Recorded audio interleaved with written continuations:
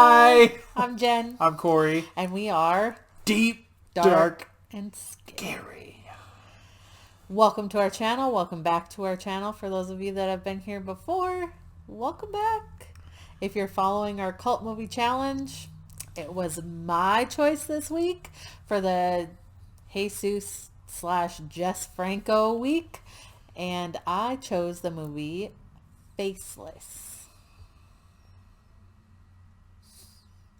At least we both stayed awake for it. Barely. Yeah, he said he was getting a little sleepy, but I thought it was interesting. So I picked it based on two criteria, right?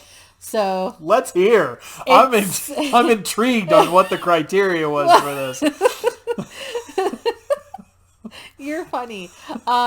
So it seemed from the entire list as one of the few that had the least amount of boobs in it. Boy, was she wrong. That's not true. Okay, There so was a not litum bit, but nothing in your face like past like movies Evil Tunes. someone else has chosen. And for the fact that I love the movie Face Off with John Travolta, and I was, from watching the trailer, really kind of thought that it was something like that. Boy, was she wrong. I was way wrong. Oh my goodness, was I wrong. Oh my God. So we differ a little bit because I thought it was weird, interesting. So I really was paying attention because I was waiting for a decent ending that we didn't get. Spoiler alert. We're going to discuss this movie we are. in its entirety. So if you This want is probably to see going to be it, another short video. probably. If you want to see it, go watch it and come back later. It is available on what platform? We watched it on YouTube. It was not available streaming anywhere, and I could buy it on disc from Amazon, but we don't have time to wait. I did find it on YouTube. I will link below if you... So one of the things one of the reviews I read on it after we just finished watching it, and as I was setting up, I went and read some reviews, and we watched a guy review it on YouTube. One of the reviews said, "This is not for Just Franco newcomers." We are Just Franco newcomers. Yes. This is for fans, but not necessarily.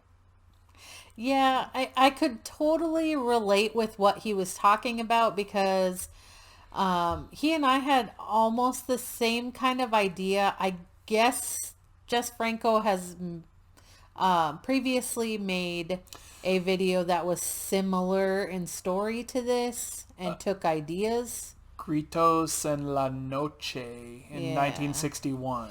So he took ideas from that movie and created this one. I've never heard of the older movie. I didn't know anything about it, so. And the movie that he rewrote Eyes Without a Face is what this was. I've never seen Eyes Without a Face. I don't know if I want to see it now after watching this. Yeah, probably not. So the movie's concept, right, is that gentleman in New York, Telly Savalas, played by Telly Savalas, his name is Terry, his daughter goes missing. She's a model. She was in Paris on a shoot, and she has disappeared. No communication. So he hires Morgan. Yes, I want to say Stanley Morgan, but I know it's not. I think they kept calling him Morgan. That's why. Yeah, it's his last name. Yeah. Oh, yeah. Sam Morgan. Sam Morgan. Yeah. And he's played by Chris Mitchum, who is the son of Robert Mitchum. If any of you watch older movies, I remember watching older movies with my mom, and Robert Mitchum was in a lot of them. Good actor. He was on some TV shows too. He was. Yeah. He was. Mm-hmm. So his son, if I had to base his acting career on this movie, is not near as good as his father, but he's the PI that Terry hired to find his daughter. Booked him a hotel room, said you have a week to find her or something. Gave him some ridiculous timeline to find his daughter in Paris. And he's like, use whatever means. Skeety goes, I didn't go to the police because I know you'll get things done and you're not afraid to get your hands dirty. I guess they were Vietnam buddies or something.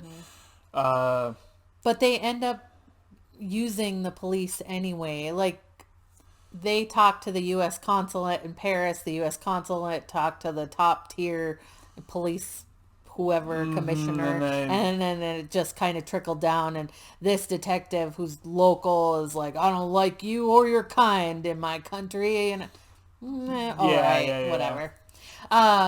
So anyways, and that actually comes quite a bit into the movie. Like, the first half hour of the movie is all about the clinic. Like, because the sister, and the doctor, it starts out, okay, so the soundtrack for this movie, it's horrific. It's this cut rate, Duran Duran wannabe, one song. Well, there's like 4 or 5 songs. 4 or 5, but this one song is played like throughout the movie. The major song anytime something was going to happen throughout the entire movie. And maybe I'll link to this song down below as well, just so if I can find it. It says it's been out of print forever, but I'm sure it's on Facebook. Or not Facebook, YouTube. Yeah. You can totally tell it's an 80s. Oh, definitely. Just from the opening song. So from what IMDb and Wikipedia, which I know Wikipedia is not always the greatest source, but it says that this movie was released in June of '88. Letterboxd, who were doing the challenge through, says 87. I checked IMDb, said June 22nd, 88. That's what Wikipedia says. We're not sure, but it is definitely an 80s late movie. 80s, yeah. Yeah. So, the movie starts out with the doctor, his sister, and his wife. Who I thought was a second girlfriend. Because they were kind of very cozy in the back of a limousine. It was weird, odd, anyway. Yeah. But they're walking to their vehicle in a parking garage, and some strange lady screeches to a halt in front of them, jumps out of the car and says, "Do you remember me, doctor? Look at my face." And she's got like a little thing on her face, like messed up plastic surgery is what it looked like. And she was mad about it. So she went to throw what looked like powdered acid or something on him, and his sister pushes him out of the way, and she gets it all over her face. Mm-hmm. So she's totally deformed, and just on her face. So basically this turns the doctor into this evil, awful henchman who decides he's going to fix her by finding a new face. Mm-hmm. And his wife / head of the clinic / girl, I don't know what she is. Kind of weird. But she's got a very like 80s look. Like she looked memorable when we watched the trailer for it. She looked memorable, but she's done a lot of foreign stuff. Nothing I would know. And she goes out and she's trying to find these people that they can like take a skin graft for the sister, and they end up going, the first person they get is Telly Savalas' daughter, and she's at some photo shoot, and she's got this really expensive watch on, and she goes out to do blow in the parking lot. Well, we're assuming before or during this photo shoot, she calls somebody to get some cocaine, and it wasn't even a dealer. Like, it was the doctor's wife that shows up and says, "Yeah, I've got it in the car." And she goes out, does 2 lines, and then they give her a sedative. I'm like, you're not going to do an upper and a downer at this. It just counteracts itself. But whatever, we're not getting into that. And strike one. That must have been the 3rd or 4th. Come on now. That was my first WTF moment in this movie. It was kind of crazy. And I don't know about what Corey thought of the storyline and how it went, but really there was Well, yeah, it was almost nothing of the PI.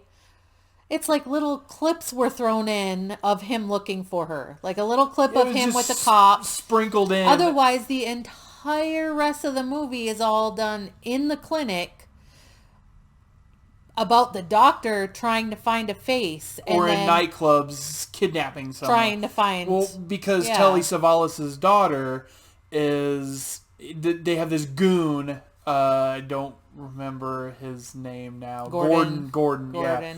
And he... creepy. He's got like a hairline that's up here. He's got kind of the curly mullet that comes down to like the back of his neck. He's the one... No eyebrows. He's the one in the clinic that is responsible for disposal of bodies. So, He looks like he a Bond looks villain. Like Or henchman. his look really fit the part. I got nothing bad to say about that because he looked creepy. But he goes in and rapes her. Yeah. And then cuts her face. Or hits her because she tries to kick him or something. He damaged her skin. Damaged the goods. Can't do that. So they got mad at him, punished him. By punishing him, I mean he had to like do some naughty things with the girl and the sister with the messed up face. Oh yeah. And the lady's like, you go do whatever she wants, and he's like, oh no, don't make me too fat. Yeah, but then they're voyeurs in the meantime. So they go in and watch. And they're watching Gordon and the sister, and yeah. Yeah. Then they start touching each other. It's just weird. Yeah, totally right? creepy. There's not a whole lot of sex in the movie. There's a lot of more scenes Allusions that make you think they're doing things, but that doctor grabbed a couple of the JJs, like full on. Oh yeah, it was just awkward to see. I don't know, it was weird, but like that was major parts of the movie. The camera stayed on it for uncomfortable amounts of time. Yeah, I'm like, this okay, whatever. But and then at some point I'm like, are they ever gonna show the detective? And then all of a sudden it's like it cuts. Yeah. And it's like, oh, and the detective is in like it wasn't the photographer. Yeah, there was so there's overly effeminate 80s sized photographer. Was he the photographer? He was directing the modeling shoot. Yeah. So he must have been like a designer or something. And he's got a goon named Doodoo. Like, I guess they spell it Doudo, but he's like this Slater looking buff, black mullet, tank top. And the dude's on the couch and he's like, Doo-doo, get it. And then Doodoo's like fighting the detective and they're breaking all this stuff in his house and he's like, he literally, like, the PI went there to get information and then there's a fight between this goon and the PI. Really? Like, that's how they figured out to fit this PI in this movie, was let's just throw this weird confrontation in here. It didn't even need to be a confrontation. Right, he was just trying to get some information on where she was or where she may have gone. The only thing that came out of it is, so Barbara, the daughter that's missing, that he's trying to look for, was wearing a real expensive watch on the day of the shoot when she went missing. So that's where he kind of figures out, if he sees this watch, obviously he's going to have some sort of knowledge, and you, the viewer, know, obviously. So then, not too far down the road, well, the head of the wife of the doctor, of the doctor, she goes into her room and she's like, "Give me." She shows her credit card American and says, Express. "I'll let you go if you give me your password or whatever, passcode or whatever, like I guess PIN number." Right. And this is the same lady that stole the watch.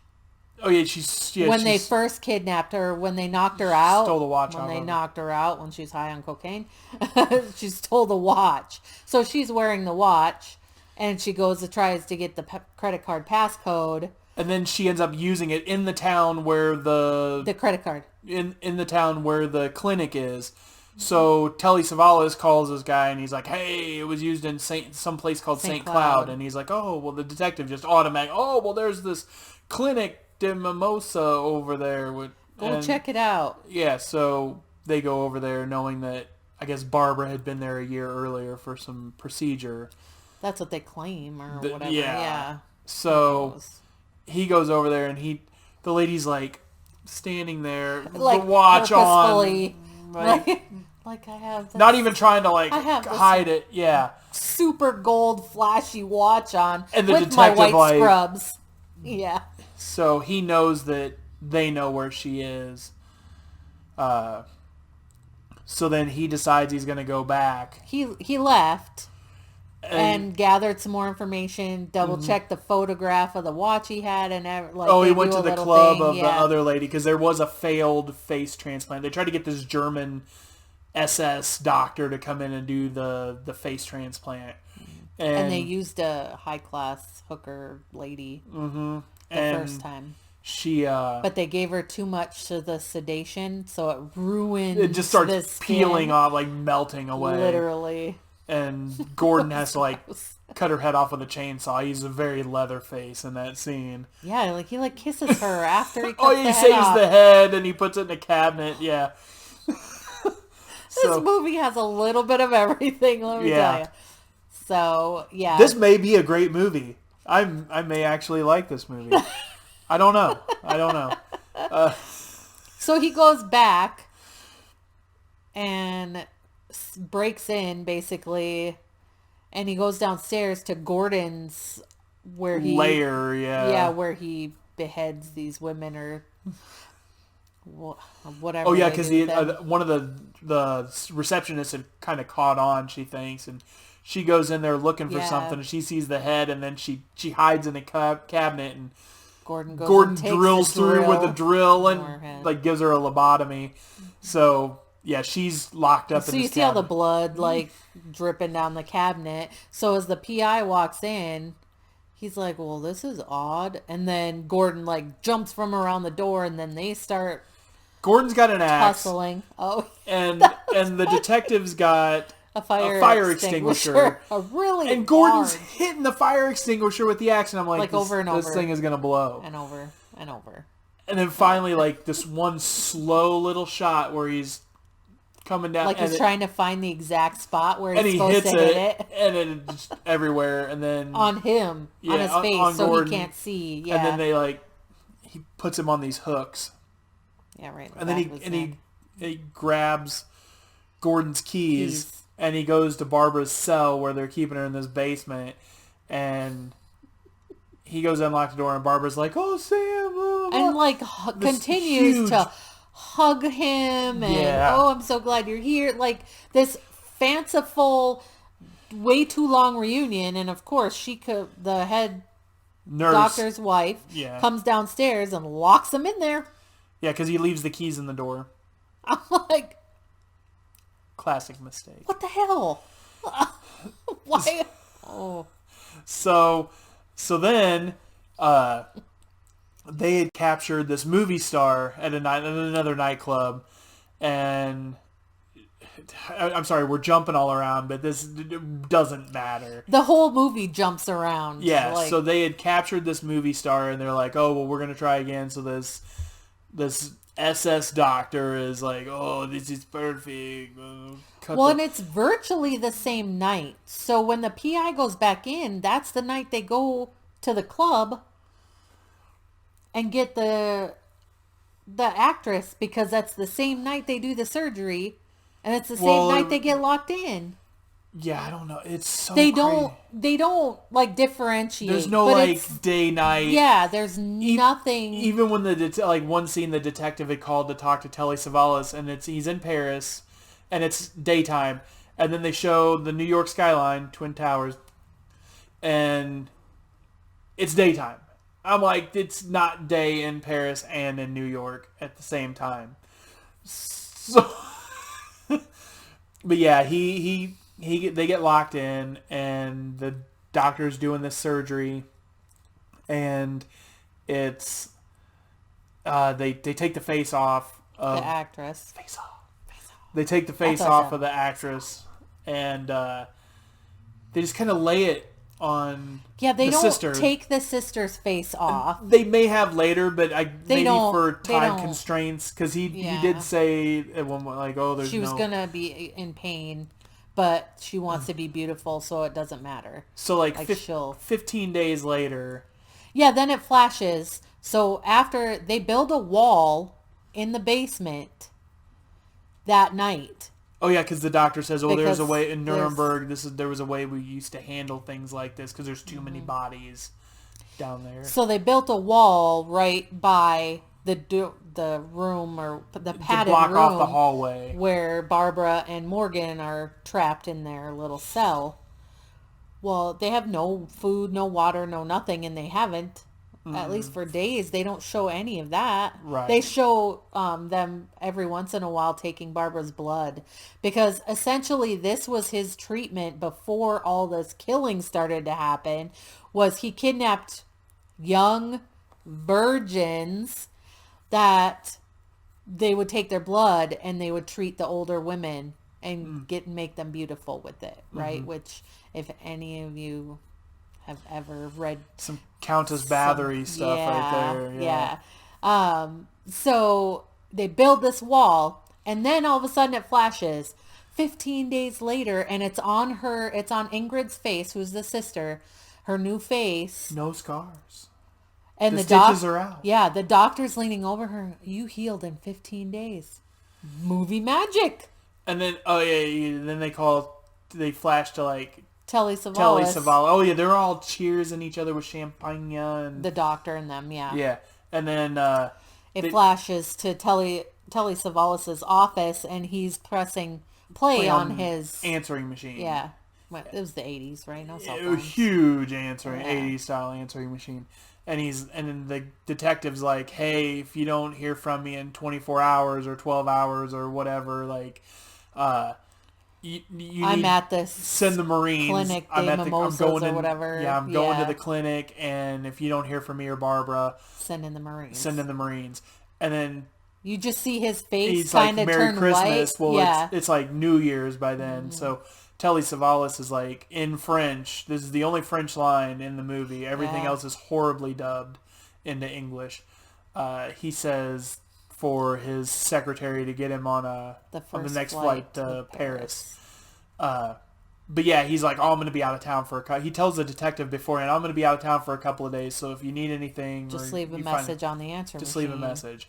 15 days. It's not a couple of days. Right. So that's where it ends. Then the credits start rolling. And I was like, wait a second. So we obviously, anyone with a brain knows 15 days, no food, no water, you're dead. Right. So they're dead. Telly Savalas is still going to go to, obviously he's going to want to know what happened to his daughter, but nothing happens to the doctor. They successfully did a face transplant. Yeah, that German doctor they brought in to perform the transplant, he's all celebrating. And I guess the only tragedy in this movie is Gordon. Really? He kicked the bucket. R.I.P. There was no resolution. There was nothing. It just, it was a horrible movie. He says horrible. I thought it may be a great movie. Oh yeah, and the sister had that one scene where the nurse or the doctor's wife went out and got a male prostitute. For her because she wanted. And she had a mask on. She's like, "I'm lonely. I need love." And then the male prostitute takes the mask off because he's I want to see who I'm gonna. Yeah, who he's gonna doo. And right. So he pulls it off, and the nurse comes in, or the wife comes in and stabs him in the neck with these huge scissors.